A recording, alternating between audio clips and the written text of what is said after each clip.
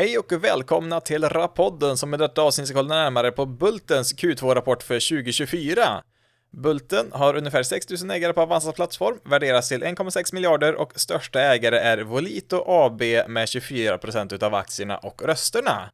Bulten, de tillverkar fästelement och lösningar för skruvförband till framförallt fordonsindustrin men har även lite försäljning mot andra industrisektorer också. Bulten designar, levererar och tar även hand om en viss eftermarknadsservice på de här produkterna som man säljer. Och då kanske du undrar, vad är ett fästelement? Ja, det är helt enkelt skruvar, muttrar, bultar, spikar, brickor, nitar, klammor med mera.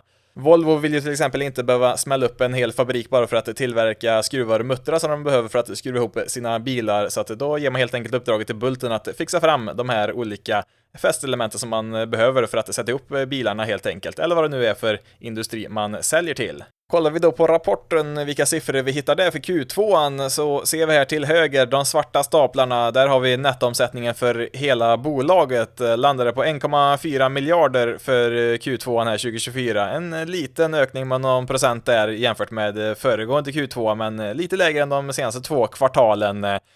Vi ser också där till vänster är det lite mer färgglada diagrammet. Där ser vi då fördelat på de olika segmenten man har, och lätta fordon och blåstaplarna är ju klart störst. Det är 60% ungefär utav nettoomsättningen kommer till just det segmentet. Tunga kommersiella fordon står för lite mindre än 10% av omsättningen. Leverantör till fordonstillverkare 16-17% och övriga intäkter ungefär 12%, alltså utanför fordonsindustrin. Kan ju notera här att procentuellt så är det en ganska hög ökning på övriga intäkter där, alltså utanför fordonsindustrin. Sen i absoluta tal blir det inte så jättemycket då, men ändå en ökning från 120 miljoner i föregående Q2 till övriga intäkter jämfört med 176 i det här kvartalet. Man nämner ju i rapporten att det är lite svårt med den volatilitet som finns bland deras största kundgrupp, alltså fordonstillverkare i Europa. Så det vore väl kanske inte så dumt om man kunde växa sin exponering där mot andra industrisektorer som inte är fordonstillverkare, för att helt enkelt dra ner på risken och inte vara så helt beroende på hur en enda industri går runt omkring i världen och framförallt då i Europa. Rörelseresultatet landar på 74 miljoner, en ökning från 50 miljoner, men vinsten den sjunker faktiskt en aning. 34 miljoner är något under föregående Q2, och det handlar ju då om att marginalerna har sjunkit ner igen. Man har haft några år där marginalerna har varit väldigt, väldigt låga på ett par 3%. Målet för 2024 var att marginalerna skulle komma upp till 8%, och det började ju bra i Q1 när det hamnade på 7,6%. Får väl ändå se som godkänt på vägen till 8% målet, men i Q2 här så landar marginalen då på bara 5%. Visserligen betydligt högre än vad vi såg 2023, men det är ändå ett steg åt fel håll när det gäller just målet om en rörelsemarginal om 8%. Den geografiska spridningen ser vi här fördelat på procent, och först kanske man reagerar på att oj vad många olika regioner de delar upp sig i, och ja det gör de ju. Man har delat upp sig i Sverige, Tyskland, Storbritannien, Polen, resten av Europa, Kina, USA och övriga världen. Och här om vi slår ihop siffrorna så blir väl Europa sammanlagt ungefär 70% och resten av världen ungefär 30%. Med det sagt så minskar omsättningen i samtliga regioner i Europa förutom Storbritannien som var upp 11%. Sen är resten av ökningen, ja den kommer från Kina, USA och övriga världen, och framförallt en stor ökning procentuellt återigen då från låga siffror i övriga världen där man hade en omsättning på 63 miljoner i föregående Q2. Nu ligger man på 112 miljoner, så att det verkar vara lite tufft allmänt för Europa just nu, och det är väl nog inte bara inom fordonsindustrin som det gäller, utan det är väl lite grus i maskineriet i den europeiska industrin just nu, verkar det vara när man kollar på en del bolag här. Då ska vi kolla på vd-ordet här, och där står det bland annat: vi är inte nöjda eftersom att vi är övertygade om att bolaget kan nå ett väsentligt bättre resultat. Det brukar ju annars vara väldigt, väldigt positivt i just vd-orden, men här är man i alla fall öppen med att man inte är nöjda med vad man har presterat här senaste kvartalet framförallt. Och Kristina Hallin då, som är tillförordnad vd här, skriver också att min slutsats från föregående kvartal kvarstår. Vi måste förbättra vår lönsamhet. Den instabilitet som har uppstått i vår produktion sedan pandemin måste pareras bättre för att skapa en jämnare finansiell utveckling samt fortsatt leverera med högsta kvalitet. Så man letar ju inte bara efter massa bortförklaringar här, utan man vet vad problemet är och vad som behöver åtgärdas. Sen får vi se då om åtgärderna som de tar till här, om de faktiskt hjälper eller inte. Det kommer väl kanske dröja ett tag innan vi vet det, men det är väl i alla fall ett positivt tecken att man inte bara slår ifrån sig vad det är som inte fungerar.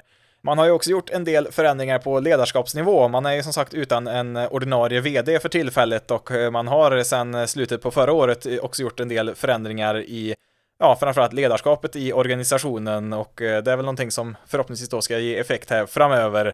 Så det kanske är lite grann ett bolag i förändring här just nu, och med tanke på hur kursgraferna sett ut de senaste åren så då är det väl kanske lite dags att prova på någonting nytt. Och på tal om nytt så nämner man ju också potentialen utanför bilbranschen och pratar om exempelvis mikroskruv för konsumentelektronik, och det vore väl bra som sagt om man kunde hitta fler sektorer att verka inom som man inte bara är exponerad mot fordonsindustrin. Några övriga punkter här, och återigen kommer vi tillbaka till den här rörelsemarginalen som är den röda tråden genom Bulten just nu. Mellan 2014 och 2018 så hade man en rörelsemarginal någonstans mellan 5,5 till 7,5% per år, och efterföljande år så har den legat på kanske 3-4%.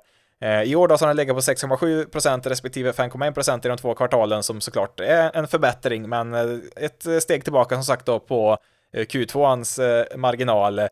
Målet ligger som sagt på 8%, vilket kanske blir tufft nu då när man fick en så pass låg siffra här i Q2an. Ett annat sätt att se på det, varför det är så viktigt att få upp den här marginalen igen, det kan vi hitta på nedersta raden i rapporterna.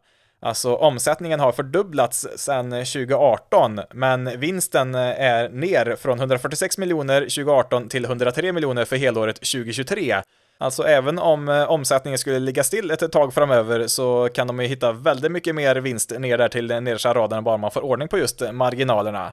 Kan väl också nämna att orderingången gick upp 4,5% ungefär till 1,5 miljard, upp från 1,4 miljarder från föregående år. Här ser vi då kursutvecklingen sedan starten på 2019, och det är ju inte en jättetrevlig resa om man har varit med hela vägen i alla fall. Det har funnits perioder som har varit väldigt trevliga, men hela den här 5,5-årsperioden blir det ju nu då, har ju inte varit jättepositiv. Ner 12% på de här åren, det är ju absolut inte godkänt. Men samtidigt har det funnits perioder som sagt där vi ser coronadippen där 2020, där mer än fördubblar man ju värdet upp till toppen där 2021. Och visst, samtidigt så kan man väl ha en viss förståelse för att det har varit några ganska tuffa år för Bulten som bolag, med dels med pandemi som man visserligen då kom väldigt stark ur, men det har ju varit leverantörsproblem globalt och det har varit det ena med det andra, så att visst, utmaningar har såklart funnits, men det har ju inte varit en solskenshistoria för de som varit långsiktiga ägare i det här bolaget. Visst, nu har man väl en hyfsat hög direktavkastning har man väl haft, så att det hade väl hjälpt lite grann i den här grafen om man hade räknat med det, men som sagt, man måste ju få ordning på marginalerna här först och främst så att man får behålla mer av de pengarna man faktiskt drar in här till bolaget.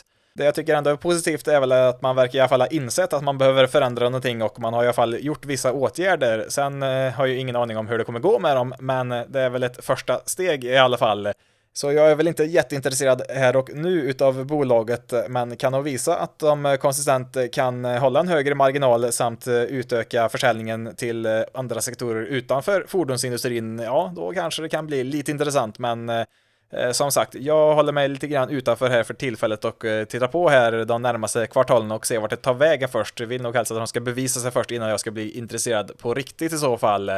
Jag kan väl tillägga här sist också att marknaden inte tyckte om den här rapporten, ner en 7-8% här under dagen. Nu har inte kursen stängt här när jag spelar in, men marknaden som sagt var ju inte jätteimponerad utav Q2 här för Bulten. Då återstår det bara att nämna att det här bara är en kort presentation av ett bolags senaste rapport och ska inte tolkas som någon form av rekommendation av bolagets aktie, och att det är väldigt viktigt att göra din egen analys innan du gör dina egna investeringar. Kom också ihåg att all form av investering är förknippad med risk. Tack så mycket för din tid och tack för att du har lyssnat eller tittat på Rappodden som du finner dels på YouTube och som podcast i videoformat på Spotify eller endast med ljud där du lyssnar på podcast. Ha det så bra där ute, så hörs vi i nästa rapport.